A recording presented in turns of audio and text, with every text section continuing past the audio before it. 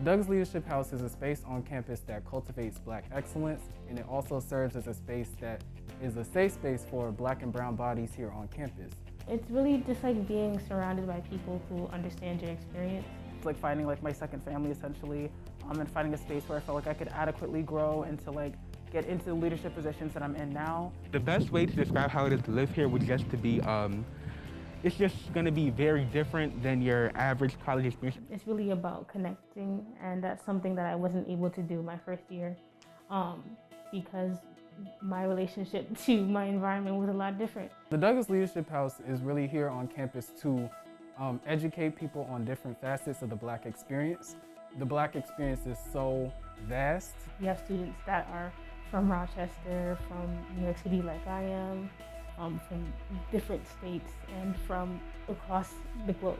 Finding the thing that connects us all is something that the DLH mission is about, and educating the larger campus community about what it's like to be us, to be of the diaspora. I've definitely come out with a renewed sense of like I'm a Black woman and I can kind of hold that and own that myself without being like, well, I'm not like this Black person, whatever the archetypal image of a Black person is. It's so great to be able to come back to a space at the end of the day and be able to laugh with people who understand me and my experiences as a Black man on this campus. It's the fact that we can all be so different and collectively see that our community on campus needs something, the community in Rochester needs something, and we need to be a voice for that.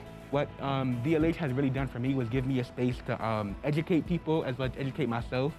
So we have weekly live lessons where we discuss different aspects of Black culture.